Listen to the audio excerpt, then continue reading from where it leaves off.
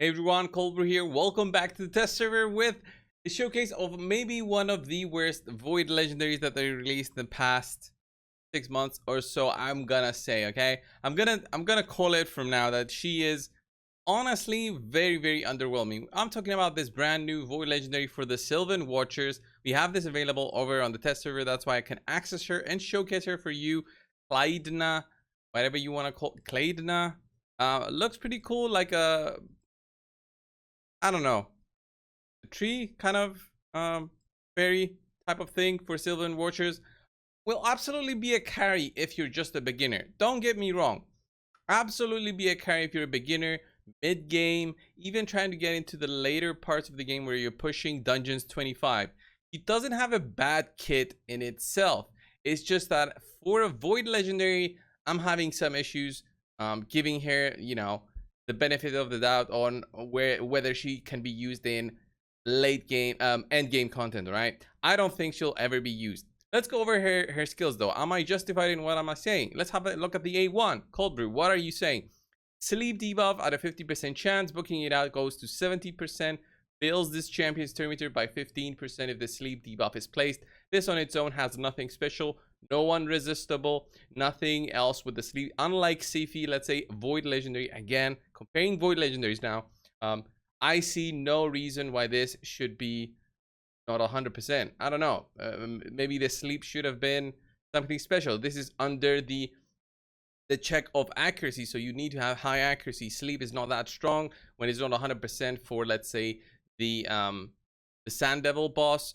Of course, it's a very high a high chance still, but it's not guaranteed. So if you're basing this to do your Sand Devil dungeon, then you're still gonna have some issues. Though, don't get me wrong, she does have a revive on death. We'll have a look at that in a little bit. She's got an A2 decreased speed and a leech debuff on all enemies for 2 turns on the A2. That's an AoE attack, 3-turn cooldown, gets this to 100%.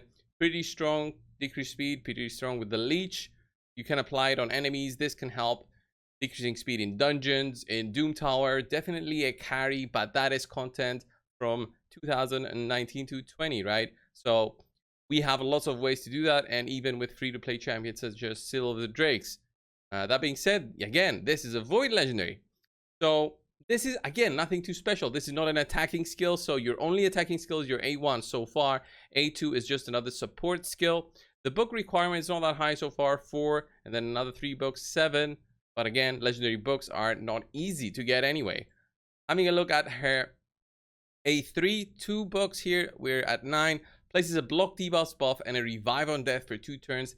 So a 3-turn cooldown revive on death is nothing new, but definitely will be helpful for something, let's say, as the Sand Devil again. But I'm still not seeing the value out of this champion for a void legendary.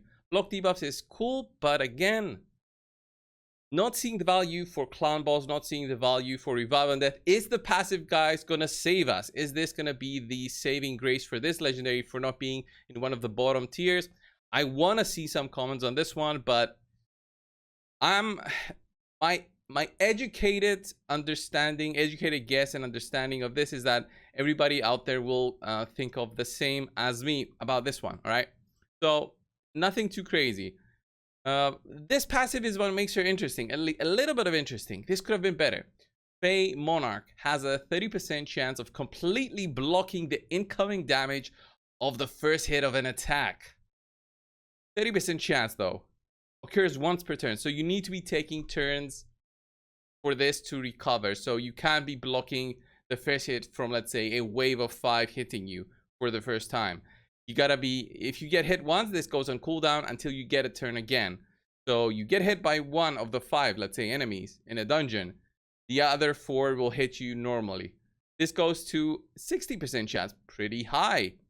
But again, it's a 60%, it's a chance of blocking the first hit. So if it's a triple hitting attack, the other 2 will take you down if you're squishy enough. And that's her kit. Ally HP in dungeons by 40% boosted. Stats, 21,300. That's okay for an HP based legendary. It's not the highest, for sure, not the lowest. Defense is okay at 1.3. Could have been higher as, a more defensive type of champion. Speed is not high for support. It's at 100. I mean, 110 would have made it more reasonable for what her kit does. Resistance accuracy looked to be okay. Resistance is a little higher than usual at 40, not as high as the dwarves who usually have 50 to even 80 resistance. Accuracy is only 20, but better than 0. And that's the champion. Coldbrew, what are you saying? She looks the best champion in the world. She's definitely Taraz and Mariska level. No, no chance. How I built her was thinking, okay, I'll try her out in the Hydra, okay? 60k health, 3000 defense, 230 speed, 345 accuracy, 500 resistance to be a mischief head tank, okay? That's the stats that you're looking for. Regen set, you might not need the regen set. I tested her. The Guardian set would probably be better because of the passive, but again, to 60%, the Guardian set would provide you with a way to get hits and also be like a protector. You're not doing much other than that. You're not going to be doing damage. I'm not going to go with War Master on her. I'm going to do 0 damage, so I go support for that A2, which will be applying the leech and decrease speed, which are definitely useful for the Hydra.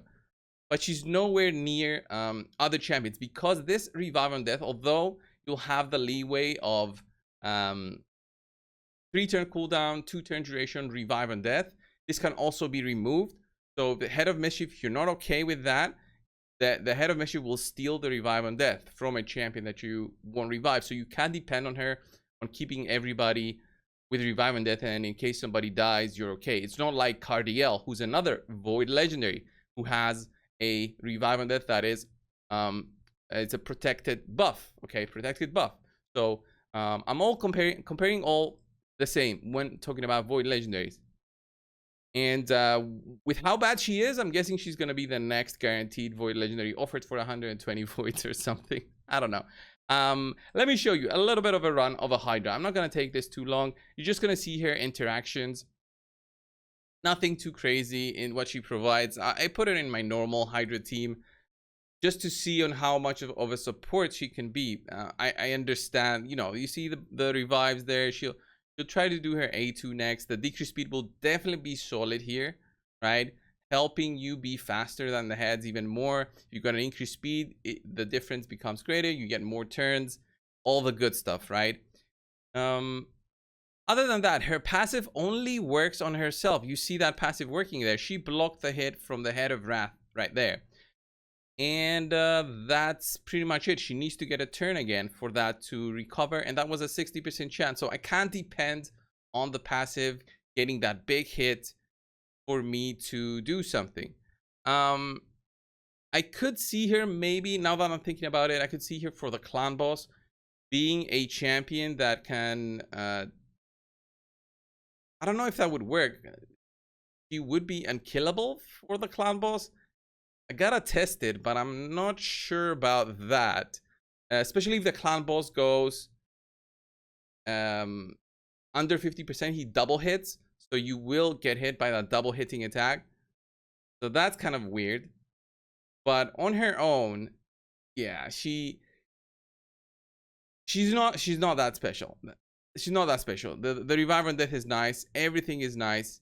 I could see her in different parts of the game being a carry, helping you push through. The Revive on Death will help you revive in case you go down. You can time it. If you go on manual, you have a lot more control. Doom Tower champion for sure. Progression champion for sure. But those in Void Legendaries, those are pretty common, right? In terms of helping you out, especially the support Voids we have currently. And Mariska, comparing her, it's like a 0 and 100, right? If you compare Mariska and her. So she would be a fantastic support in most teams, but not for accounts such as mine pulling Voids. If you guys get it, test it out on your own. Don't book her. Don't go crazy and book her. Test her. Use her for a little bit of progression, but don't think that she'll be on par with other Void Legendaries. A bit underwhelming, and that's the reason that we do these videos. We gotta show on these champions to maybe save you from booking her out, right? Let me try it out on the clan boss. Since I mentioned it, my head started thinking, okay, she's blocking the attacks, right? She's even gonna block the stun. So let's see how this works on clan boss. It's clan boss again. That's a 2000 and 20 when we got Ultra Nightmare content, so nothing too special. But let's see how this works with the hits from the clown boss. So yeah, I could do whatever on the boss. Let's do an A2 here. You get 0 damage. Okay, that's cool. As she gets 0 damage.